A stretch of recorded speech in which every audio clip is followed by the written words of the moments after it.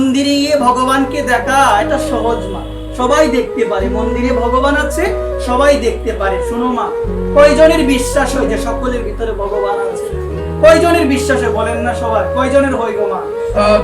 যে প্রকৃত পক্ষে ভক্ত হয় মা, সে যদি মন্দিরে যে ভগবান তাকে শুধু দেখবে না, সে জানে, সে বুঝে, সে হৃদয়ঙ্গম করতে পেরেছে শুধু মন্দিরে ভগবান নয় গো, সকলের হৃদয়ে সর্বত্র সর্ব জায়গার মধ্যে একজন আছে, তিনি কে? এটা আমরা বলি মা, মুখে বলি, সবাই জানে, এটা সবাই বুঝে, সবাই জানে। কারণ গীতায় ভগবান বলছে, অর্জুন ঈশ্বরের সর্বভূতানা হৃদয়ে অর্জুন তিষ্ঠতে। অর্জুন আমি সকলের কোথায় আছি গো?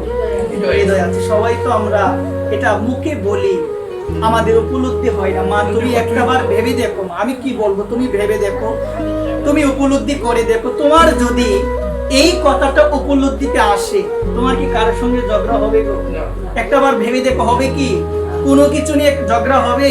তুমি তার নিন্দা করতে পারবে? কেন পারবে না? কারণ তুমি বুঝতে পেরেছো, তুমি কথাটাকে মানতে পেরেছো হৃদয় থেকে।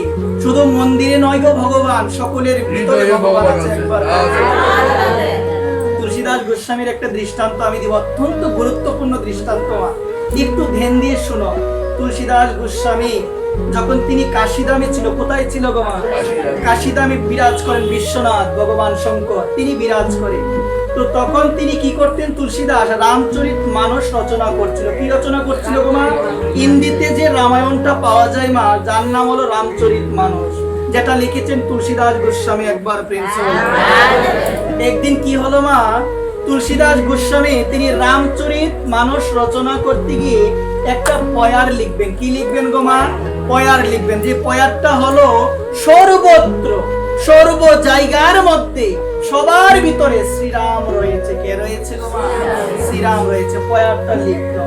লিখার পরে যখন বিকাল হয়েছে, তখন তিনি যাবেন বিশ্বনাথকে দর্শন করার জন্য। কাকে দর্শন করার জন্য গো মা? ভগবান শঙ্করকে দেখার জন্য তিনি যাবেন মন্দিরে।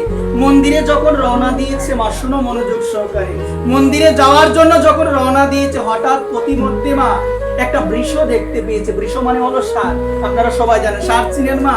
ষাঁড় কি গো মা? বড় গরু যেটা বলে দিই বাংলা ভাষায়, বড় গরু যেটাকে বলে, ষাঁড় দেখতে পেয়েছে। এখন প্রতিমধ্যে তার পথ আটকে দাঁড়িয়ে রয়েছে। সে বারবার বলছে, বলতে বলতে সরে তো না, মনের মধ্যে একটা রাগ চলে এসেছে। মনের মধ্যে কি চলে এসেছে গো মা? রাগ চলে এসেছে। শুনো মনোযোগ সহকারে। রাগ আসার পরে তাপ্পর মেরেছে ওই সাপটাকে। তাপ্পর মারার পরে ধাক্কা দিয়ে রাস্তা থেকে সরিয়ে দিয়েছে। সরিয়ে দেওয়ার পরে গিয়েছে মন্দিরে বিশ্বনাথকে প্রাণ ভরে দেখার জন্য। মা বিশ্বনাথকে দেখার পরে যখন নিজ আঙ্গিনায় চলে এসেছে, তার একটা নিয়ম ছিল, প্রতিদিন সন্ধ্যাবেলায় শ্রী রামচরিত মানস শোনাবে বিশ্বনাথকে। একবার যখন না মা আজকে বিশ্বনাথ ভগবান শঙ্করকে রামচরিত মানস শোনাবে, ওই যে পয়ারটা লিখেছিল না মা, ওই পয়ারটা অদৃশ্য হয়ে গিয়েছে। পয়ারটা কি ছিল গো মা? সর্বত্র সর্ব জায়গার মধ্যে সকলের অন্তরে শ্রীরাম রয়েছে। পয়ারটা অদৃশ্য। অবাক হয়ে গেল, কিভাবে সম্ভব? আমি তো লিখে গেলাম, অদৃশ্য কিভাবে হলো? পরে আবার লিখলো সেটা, সর্বত্র সর্ব জায়গার মধ্যে সকলের ভিতরে কি আছে মা? শ্রীরাম আছে। আবার লিখলো। পরদিন যখন আবার গিয়েছে না মা বিশ্বনাথকে দেখার জন্য, কি পরীক্ষা ভগবানের মা! আবার প্রতিমধ্যে অনেকগুলো মেষ রয়েছে প্রতিমধ্যে। এবারও পথ আর ছাড়ে না। মনের মধ্যে একটা ক্ষোভ এসেছে, রাগ এসেছে। সঙ্গে সঙ্গে কি করলো? তাদেরকে একদম দৌড়ে তাদের কাছে গিয়ে তাদেরকে থাপ্পড় মেরেছে, একদম হাত দিয়ে দূরে সরিয়ে দিয়েছে। সরানোর পরে গেল মন্দিরে। কোথায় গেল গো? মন্দিরে গেল মা। মন্দিরে যাওয়ার পরে প্রাণ ভরে বিশ্বনাথকে দর্শন করেছে। একবার প্রেম। যখন চলে আসবে বাড়িতে, চলে এসেছে। চলে আসার পরে আবার যখন মা রামচরিত মানুষটা খুলার পরে দেখতে পেল ওই যে পয়ারটা, এটা আবারও অদৃশ্য হয়ে গেছে। এটা আবারও কি হলো গো? বলো না সবাই।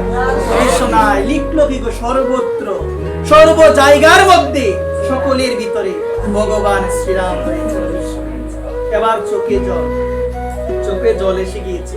কত পদই তো লিখলাম, কোন পদ তো আর অদৃশ্য হয় না, কিন্তু এটা কেন অদৃশ্য হয়ে যায়? এটা কেন অদৃশ্য হয়ে যায়? ক্রন্দন করছেন। ক্রন্দন করতে করতে দেবাদিদেব মহাদেবের চরণে যখন আরতি জানিয়েছে, তখন দেবাদিদেব মহাদেব প্রকটিত হয়ে বলল, গ্রন্থের মধ্যে লিখিত সকলের ভিতরে আছে ভগবান, কিন্তু হৃদয়ে তো কথাটা তুমি মানতে পারো না। গ্রন্থে থাকলে হয় গো মা, গ্রন্থে তো কত কিছু, কত অনেক কিছু রয়েছে গ্রন্থের মধ্যে, অনেক বিশাল। এগুলো যদি মা তুমি হৃদয় থেকে মানতে না পারো, তাহলে কিছু হয়। আজকে ভগবান শঙ্কর বলল, তুমি গ্রন্থের মধ্যে লিখেছ সকলের ভিতরে একজন আছে, তিনি কে? কিন্তু মন্দিরে যাচ্ছ আমাকে দর্শন করার জন্য, রাস্তার মধ্যে বিষ দেখতে পেয়েছো, তাড়িয়ে দিয়েছো, কুব এসে গিয়েছে, ক্রোধ চলে এসেছে, কেন? তুমি না লিখেছো সকলের ভিতরে কে আছে? শ্রীরাম। তাহলে তুমি কি তার ভিতরে ভগবানকে দেখতে পাও নাই? যদি দেখতে তুমি পেতে, তাহলে তো তোমার দ্বারা তাদেরকে থাপ্পড় মারা কখনো সম্ভব হতো? তোমার মন্দিরে যাই গো, ধর্ম করি ভগবানকে দেখার জন্য, যাই না গো, আর মানুষে মানুষে আমরা ঝগড়া করি। এবার ভেবে দেখো কতটুকু উপলব্ধি এসেছে হৃদয়ে। এবার